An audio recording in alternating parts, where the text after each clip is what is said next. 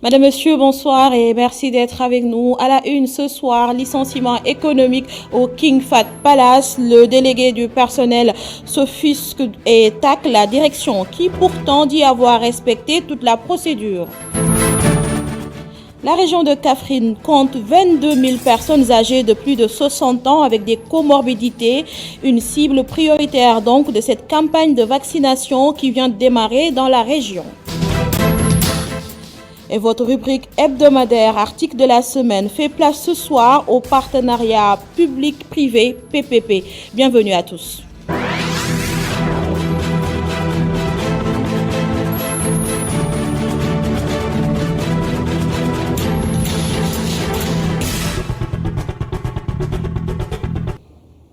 « 76 travailleurs du King Fahd licenciés après 11 mois de chômage technique, un licenciement abusif selon Véronique Nour. La déléguée du personnel de l'hôtel fustige le non-respect selon elle de la procédure. Elle parle même de règlement de compte. Véronique Nour s'est exprimée au micro de Abdourahmane Ly. Cette paix sociale qu'on a toujours recherchée, aujourd'hui la direction du King Fahd en a profité à cause de cette pandémie pour faire un règlement de compte. Ce n'est rien d'autre parce qu'aujourd'hui, nous ne pouvons pas comprendre. Au moment où il y a une grande rénovation au King Fahd, aujourd'hui, on voit un groupe de travailleurs qui a été licencié. Et avant de faire ce licenciement, il faudrait savoir, ils nous ont convoqués à l'inspection pour les bons offices. L'inspecteur a été étonné de voir qu'il n'y a eu aucune réunion pour procéder au licenciement économique. Ils ont parlé de PV. Et devant nous, l'inspecteur était surpris de ne pas voir notre signature sur le PV et que dans le contenu de PV, il n'y avait que le chômage technique. On ne parlait pas de licenciement. Il leur a demandé de retourner au King Fahd et aller discuter. Et pour faire un licenciement économique, il y a une procédure, il y a des préalables. Et quand on est retourné à l'hôtel, la première réunion, ils nous parlent de licenciement économique. On leur a dit, c'est prématuré de parler de ce sujet. Trouvons des solutions et discutons des solutions. Aujourd'hui, comment vous pouvez comprendre, même le ministre du Travail, il l'a dit, quand on fait un licenciement économique, vous ne pouvez pas mettre des gens qui ont 20 ans de service dehors et vous gardez ceux qui ont 6 mois, 10 mois, 12 mois. Ça n'existe jamais. Aujourd'hui, si on fait les statistiques de ces licenciements, il n'y a que 4 employés qui ont moins de 10 ans. Tout le reste, le moindre âge de ces licenciés, c'est à partir de 18 ans d'existence. Et du côté de la direction du King Fahd, ces accusations sont battues en brèche. Selon le directeur des ressources humaines, le processus de licenciement a été effectué dans le respect des règles. Il ajoute que plus d'une fois, les délégués du personnel ont été convoqués pour discuter des modalités de licenciement pour motifs économiques. Fassar Nour, DRH du King Fahd, est interrogé par Abdourahmane Ly. Depuis le mois de mars, nous avons appliqué le chômage technique comme alternative au licenciement pour motif économique. Donc finalement, nous sommes arrivés à un moment où il faut sauver ce qui peut l'être. Donc pour ce faire, nous sommes obligés de réduire des charges. Et dans la réduction des charges, il y a la réduction des charges liées au personnel. Parce que depuis plusieurs mois, nous sommes en train de payer des charges non productives. Le 7 décembre précisément, nous avons déclenché la procédure de licenciement pour motif économique. Et comme l'a prévu la loi, nous avons convoqué les délégués du personnel en réunion pour discuter des modalités de licenciement pour motif économique. Ils ont dit qu'ils ne vont pas parler de licenciement pour motif économique concernant leurs collègues. La direction a dressé les critères pour licencier les personnes susceptibles de l'être pour motif économique. Donc nous avons travaillé sur la base d'aptitude professionnelle. Ce qu'on a fait, nous avons sorti les évaluations du personnel.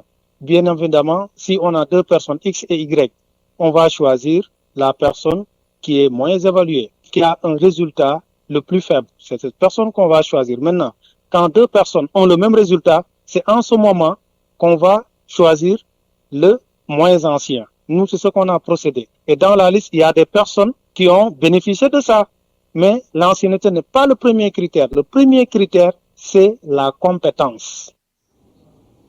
Coronavirus, à présent, 224 tests sont revenus positifs sur un total de 2210 effectués. 8 décès enregistrés, 50 cas graves sont actuellement en service de réanimation et 234 patients ont été contrôlés négatifs, donc guéris. À l'instar des autres capitales régionales, Kaffrine a démarré officiellement sa campagne de vaccination contre le coronavirus. Les personnes âgées de plus de 60 ans et présentant des comorbidités sont estimées à 22 000 dans toute la région. Les autorités administratives, sanitaires et municipales appellent ces personnes à se faire vacciner. Adamassar Astumbaï. La région de Kaffrine a démarré sa campagne de vaccination contre la propagation de la pandémie de Covid-19. Selon le médecin-chef de la région médicale de Kaffrine, les personnes âgées de plus de 60 ans sont estimées à 22 000 dans toute la région. Alors, c'est une vaccination d'abord qui va concerner ce qu'on appelle la cible prioritaire. C'est le personnel de santé de première ligne qui a déjà été recensé, mais c'est également toutes les personnes âgées de plus de 60 ans, mais qui présentent des comorbidités. Alors, ce qui représente 22 000, en tout cas au niveau de la région, à travers les différents départements.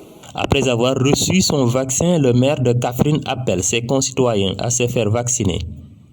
Personnellement, prenant en cela toutes mes responsabilités, et au nom des raisons que je viens d'évoquer, je me suis fait vacciner avec beaucoup de plaisir et vous voyez, il n'y a pas d'effet secondaire, en tout cas je n'en ressens pas. Et je n'ai pas entendu, jusqu'au moment où je vous parle, un seul Sénégalais parlant d'effets secondaires désagréables. Alors donc, j'ai voulu dire à partir de Kaffrine, à mes concitoyens sénégalais, à mes concitoyens de Kaffrine, vous avez une belle chance, une belle occasion de vous prémunir contre la Covid, mais vous devez le faire en continuant à porter le masque en tout lieu et en toutes circonstances, mais vous devez le faire aussi en respectant les gestes barrières et en vous lavant régulièrement les mains. Selon le gouverneur de la région, ce vaccin constitue le dernier rempart pour la Covid-19 dans la région de Kaffrine. Tout au contraire, ce vaccin c'est un rempart très important face à la propagation du virus. La région de Kaffrine a engrangé de très bons résultats dans cette lutte, parce que nous sommes aujourd'hui la région la moins affectée en termes de cas. Mais tout ce que nous avons remarqué ces 2 derniers mois, c'est qu'il y a une recrudescence un peu des cas. Donc cela, aujourd'hui, avec ce vaccin-là, nous sommes vraiment rassurés et sereins quant à en tout cas, la lutte, quant à notre volonté affichée de faire face à ce virus-là, mais surtout de stopper net la propagation du virus qui gagne un peu du terrain dans la région. Depuis le début de la pandémie de Covid-19 au mois de mars, la région de Kaffrine a enregistré 148 cas confirmés, dont 7 décès. Et reparlons de cette phrase controversée du président de la République. Macky Sall déclarait qu'il offrirait les vaccins aux pays africains qui en ont besoin. Si les Sénégalais n'en voulaient pas, bien sûr, c'est l'interprétation de ces mots fait débat. Un reportage de Mohamed Diaye. Sous le soleil qui darde ses rayons, dans une rue de Fass Delorme, la place accueille quotidiennement du monde. Cet homme âgé de 80 ans estime que le président Macky Sall ne devrait pas tenir de tels propos. Selon lui, se vacciner est une décision personnelle. Le président de la République a encore fait une erreur. Ce n'était pas à lui de dire que les vaccins sont là, je ne sais pas, mais non, c'est pas possible. Il ne peut pas imposer les vaccins aux gens. Ce n'est pas possible. Ce qu'il faudrait au préalable, qu'ils disent que voilà, les vaccins sont là. Qui veut n'a qu'à aller se faire vacciner. C'est tout.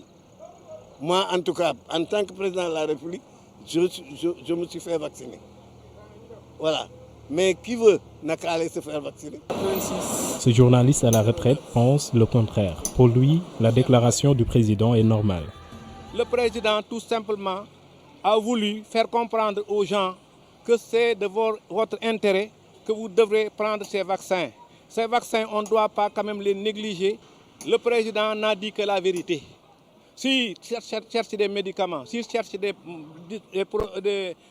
vaccins pour nous, si nous ne voulons pas accepter ces vaccins pour tout simplement des raisons politiques ou des raisons d'ignorance, alors il doit quand même vous avertir. Sur la même rue, ce jeune cordonnier propose une autre approche plus souple dans la communication. Un dirigeant doit bien examiner sa manière de communiquer. À vrai dire, nous ne sommes pas en phase avec le président de la République concernant sa déclaration. Il devrait se concerter d'abord avec les chefs religieux.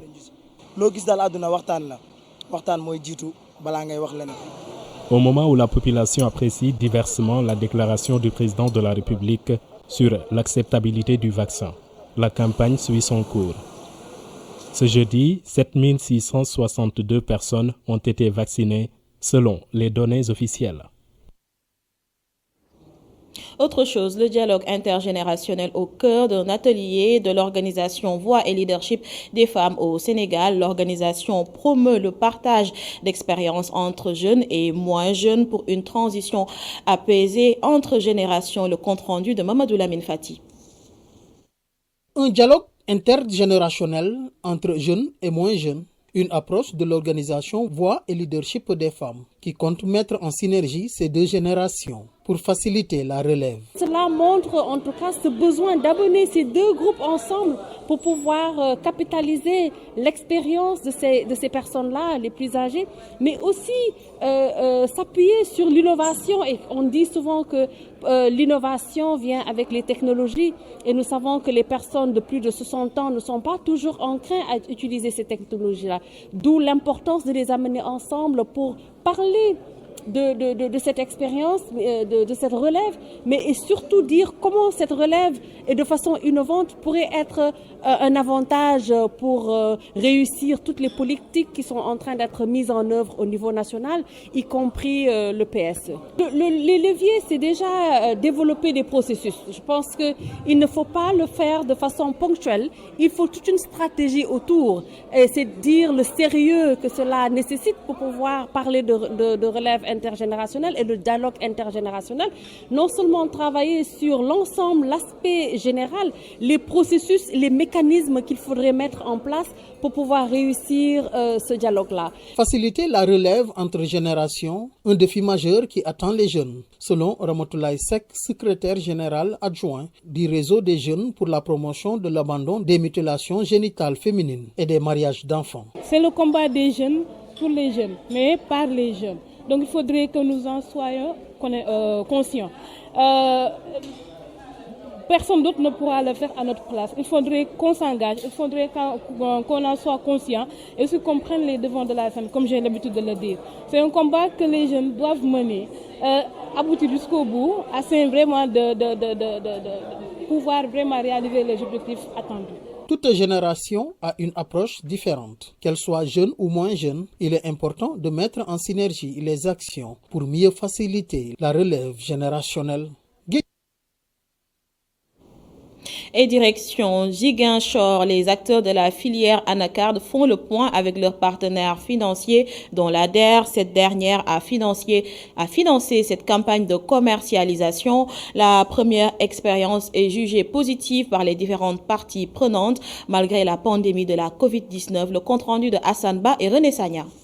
Les acteurs de la filière anacarde saluent l'accompagnement de l'ADER qui a injecté 9 milliards de francs CFA lors de la campagne de commercialisation de l'année 2020. Un accompagnement qui a permis aux exportateurs locaux d'être à la hauteur de la concurrence des Asiatiques. Vous savez comme moi que cette filière a beaucoup galéré pendant des années. Mais depuis l'année dernière, avec l'accompagnement de l'ADER, nous avons vu que vraiment on a eu à traverser beaucoup de difficultés dont on se confrontait à chaque fois avec la présence des Indiens qui nous tordaient la main, qui nous obligeaient à faire peut-être ce que nous ne voulons pas. Mais cette année 2020, avec la présence de l'ADER, ça a permis aux exportateurs locaux de pouvoir au moins travailler et nous aussi au niveau des collecteurs et des producteurs, de pouvoir vraiment avoir gain de cause. Les partenaires financiers aussi se félicitent de cette première expérience et comptent poursuivre l'aventure pour booster le secteur. Ils jugent satisfaisant le taux de remboursement malgré la pandémie de Covid-19. On a réussi à avoir un taux de remboursement de 90%, 89 à 90%. Je crois que sur dans le contexte que nous venons de sortir aujourd'hui, on peut dire que c'est satisfaisant. Satisfait du bilan présenté par les acteurs de la filière, la DER se tourne maintenant vers la prochaine campagne. C'est pourquoi, en ce sens, elle a procédé à une prospection de sites pour y mettre des hangars de stockage. Et nous étions aussi en train de travailler avec eux sur la campagne 2021 pour les ressources à mettre en place. En plus, nous voulons mettre en place des hangars de stockage de 1000 voire 2000 tonnes dans toutes les 3 régions du sud, Ziguinchor, Sédhiou, Kolda, pour faciliter le stockage, mais aussi la transformation plus tard, car nous comptons aussi installer des unités de transformation modernes de l'anacarde pour transformer l'anacarde sur place ici à Ziguinchor, Sédhiou et Kolda pour plus de valeur ajoutée, plus d'emplois et plus d'impact économique et social. La DER a aussi assisté à l'inauguration de l'usine de fabrique de glace au quai de pêche de Boudoudi du réseau des femmes de Koussek, une infrastructure qu'elle a accompagnée à hauteur de 35 millions de francs CFA. À présent, place à votre rubrique hebdomadaire article de la semaine. Une nouvelle loi sur le partenariat public-privé, PPP, a été votée cette semaine à l'Assemblée nationale. Et dans ce contexte de crise sanitaire de la Covid-19, l'industrie pharmaceutique demeure l'enjeu de taille du PPP. Une occasion également pour mieux valoriser le secteur privé national. El Hadj Malick Cissé s'est entretenu avec Abou Diaw, l'un des auteurs du dossier paru dans le quotidien national Le Soleil. Regardez.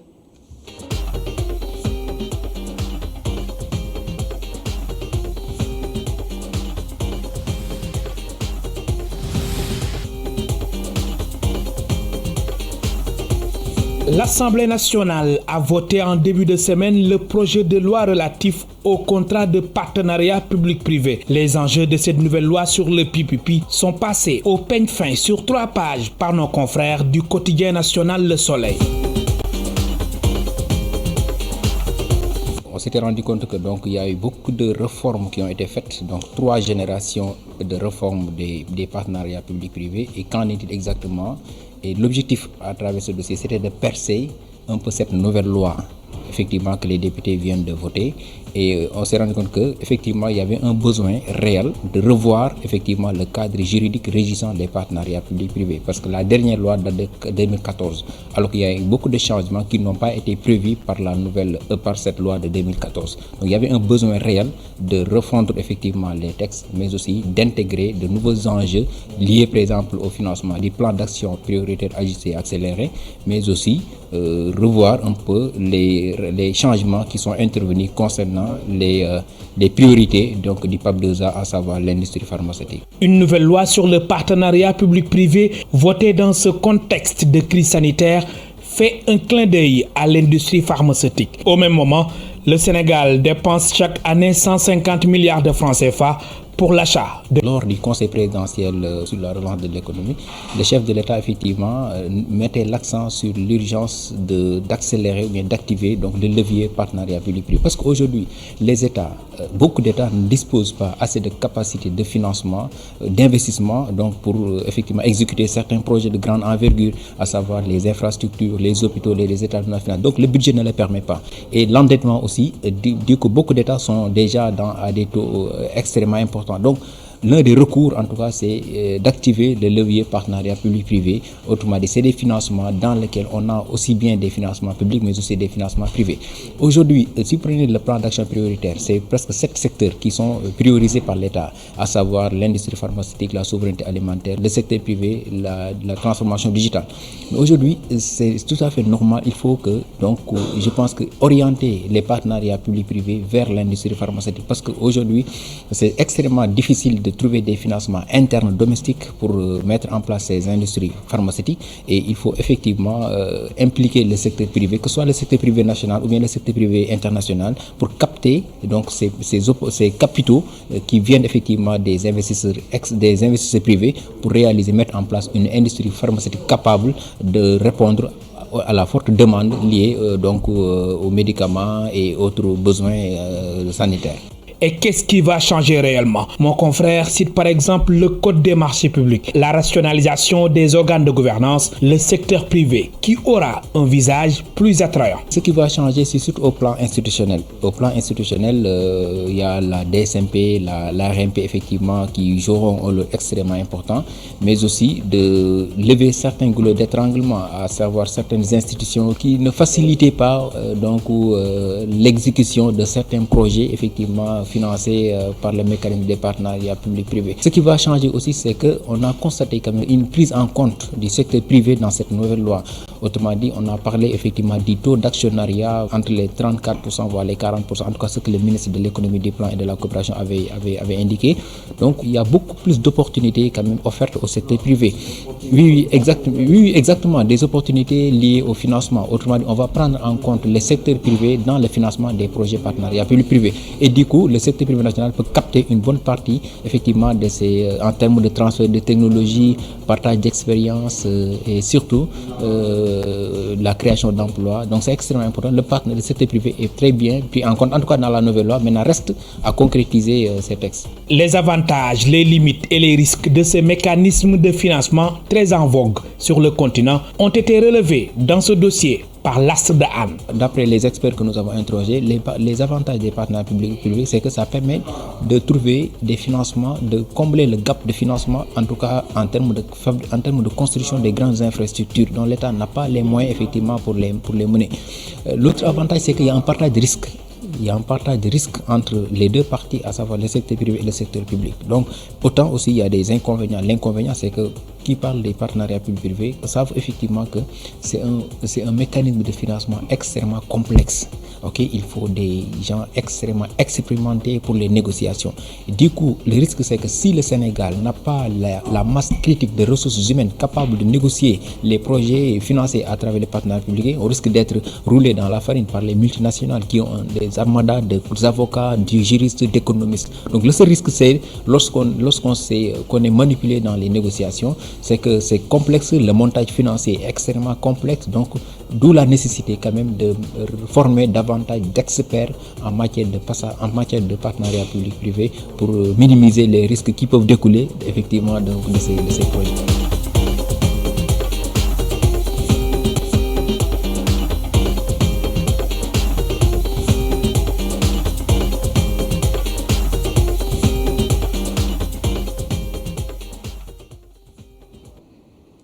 Et c'est la fin de ce journal. Merci à vous de l'avoir suivi, mais l'information continue sur www.media.sn.